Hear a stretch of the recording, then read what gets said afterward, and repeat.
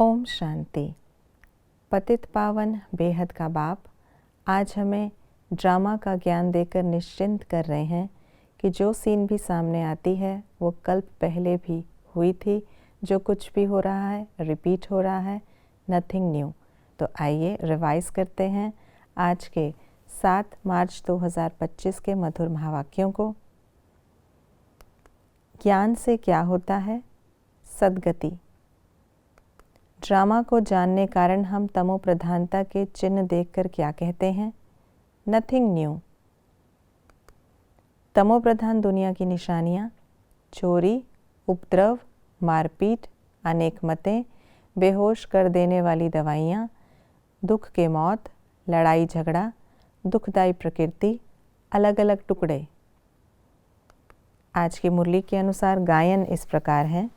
तुम मात पिता हम बालक तेरे, सतगुरु का निंदक ठौर न पाए, बनी बनाई बन रही, अब कुछ बननी नाही। कौन सा आवाज़ सबके कानों में अवश्य जाएगा? ज्ञान सागर भगवान आया हुआ है। बाप कब आते हैं? जब सब आत्माएं पतित बन जाती हैं। मनुष्यों को कौन सी बात समझ में नहीं आती? प्रजापिता ब्रह्मा के इतने ढेर ब्रह्मा कुमार कुमारियां कौन हैं? यह किस प्रकार का धर्म है? कौन सा राज गुहे समझने लायक है? बेहद की एडॉप्शन का। पुरुषोत्तम बनाने में मददगार बच्चों के दिल में क्या आना चाहिए? हम पुरुषोत्तम हैं तो हमारे में यह दैवी गुण हैं। कौन बाबा का बच्चा नहीं कहला सकते? आसुरी गुण वाले। सपूत बच्चों की निशानी खीरखंड होकर रहते, बाप का नाम बाला करते। राजा रानी कौन बनते हैं? जो बहुतों का कल्याण करते हैं। ईश्वर के बच्चे कैसे होने चाहिए? Most lovely. लून पानी होने का क्या परिणाम होता? बाबा राजी नहीं होगा, स्वर्ग में ऊंच पद नहीं पा सकेंगे।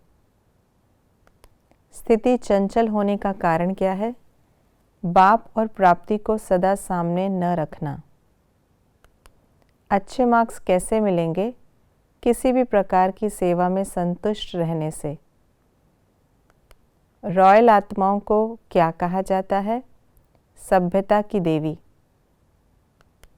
ईश्वर के बच्चों को सदा किस बात का ध्यान रखना है?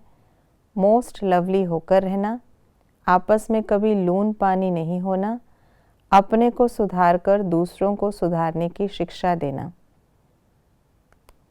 सर्व प्राप्तियों के स्मृति में रहने से क्या फायदे होते? सब विघ्न खत्म हो जाते, नया उमंग उल्लास रहता, स्थिति एक रस अचल रहती। आज की मुरली के अनुसार कंट्रास्ट की बातें इस प्रकार हैं। हम हैं संगम युगी, मनुष्य हैं कलयुगी। हम नई सृष्टि के हैं, मनुष्य पुरानी सृष्टि के हैं। हमारी एक मत है, मनुष्यों की अनेक मतें हैं। हम खीरखंड होकर रहते, मनुष्य लून पानी होकर रहते। लौकिक बाप है हद का, पारलौकिक बाप है बेहद का। हमें किन बातों की धारणा करनी है?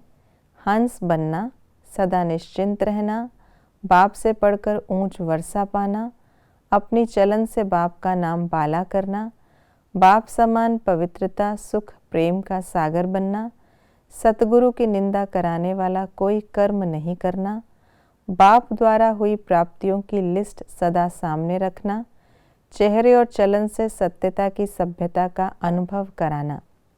ये थी आज की मुरली की विशेष बातें।